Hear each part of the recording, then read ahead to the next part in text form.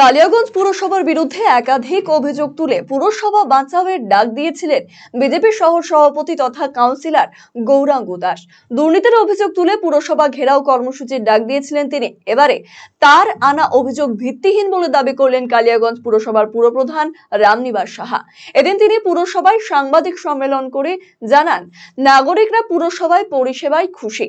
তিনি আরো জানান, সরকারি সম্পত্তি বিক্রি হয় না, সেটা লিজ দেওয়া হয়, সেইভাবেই লিজ দেওয়া হয়েছে।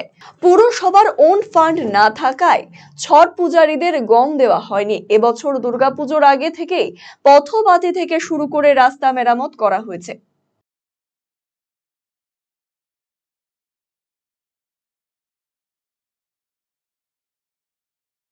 10 নম্বর ওয়ার্ড কাউন্সিলর গোড়া, যিনি আমার উপরে বিশেষ করে ব্যক্তিগতভাবে, তাছাড়া চেয়ারম্যান হিসাবে যেভাবে কিছু অভিযোগ করছেন, মিথ্যা অভিযোগ করছেন, প্রথমে ওনার প্রত্যেকটা অভিযোগকে আমি খণ্ডন করছি এবং যা যা অভিযোগ করছেন আমি এটাকে আবার একবার বলছি, প্রত্যেকটা অভিযোগ মিথ্যা। ওনার ব্যক্তিগত স্বার্থের জন্য একজনের উপরে এইভাবে লাঞ্ছনা তুলছেন, সেটা কিন্তু ঠিক না। আমি এক একটা পয়েন্ট নিয়ে আপনাদের সাথে বলছি।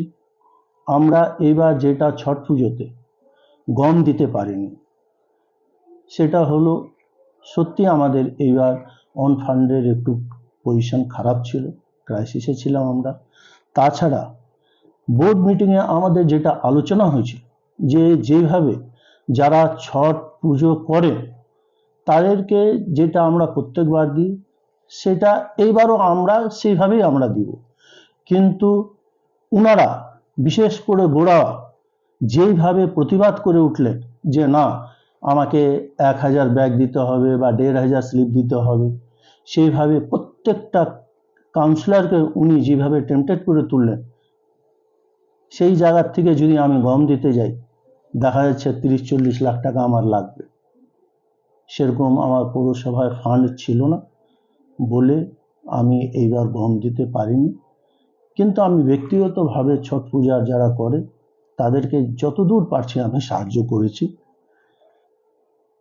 তারপরে উনি একটা অভিযোগ তুলেছেন যে নাকি আমি পৌরসভা প্রত্যেকটা প্রপার্টি আমি বেচে দিচ্ছি।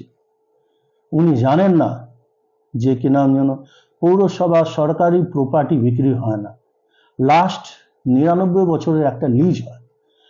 আপনারা আইটিআই করুন, আরটিআই করুন, আরটিআইয়ের মাধ্যমে আপনারা জানতে পারবেন যে দোকানগুলা যেগুলা ডিস্ট্রিবিউশন হয়েছে কি করে হয়েছে, নিয়ম মেনে হয়েছে কি নিয়ম মেনে হয়নি। প্রত্যেকটা আমাদের মার্কেটের দোকান যেগুলো আমরা ব্যবসায়িকদেরকে দিচ্ছি, ডিস্ট্রিবিউট করছি, প্রত্যেকটা সরকারি নিয়ম মেনে, যেভাবে টেন্ডার করা, টেন্ডারের পর যেভাবে বিট দেয়, যেভাবে রেট দেয়, তা যার বেশি হয় সেভাবে আমরা প্রদান করেছি। আর প্রত্যেক বোর্ড মিটিংয়ে আমাদের পাস করা আছে প্রত্যেকটা জিনিস।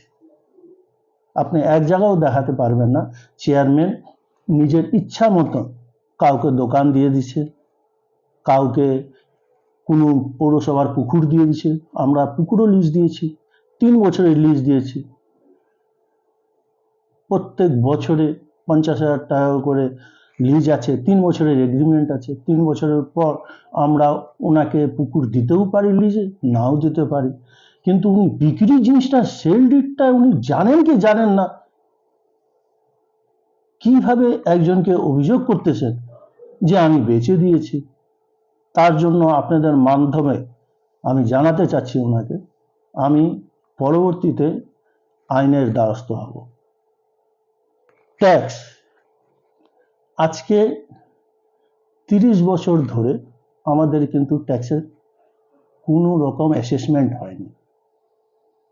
যা ট্যাক্স ছিল তাই কিন্তু চলে আসতেছে।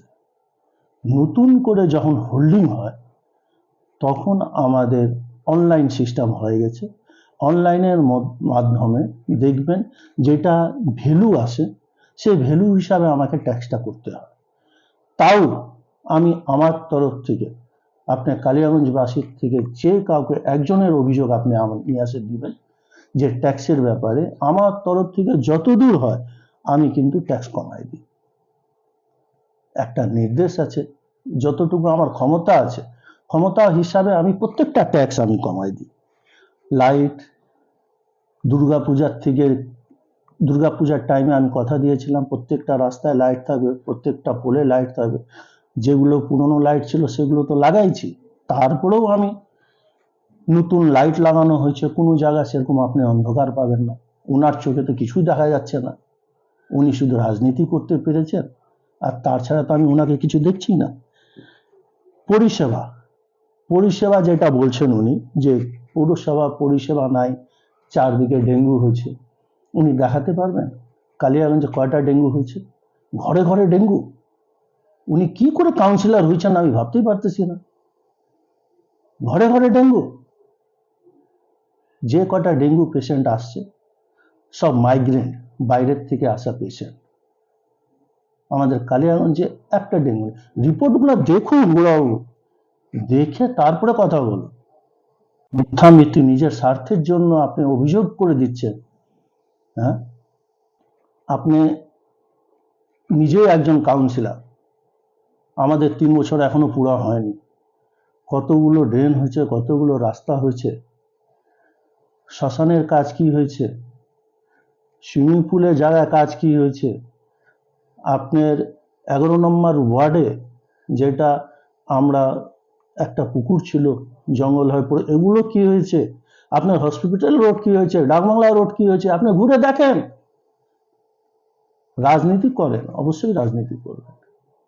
আরে ব্যক্তিগত যদি শত্রুতা থাকে তা আসেন না, সামনাসামনি আসেন, সামনাসামনি আসেন। মানে যেসব অভিযোগগুলো তুলছেন সেগুলো কি বলবেন? সম্পূর্ণ মিথ্যা। তার জন্য আমি আইনের দ্বারস্থ হতে চলেছি।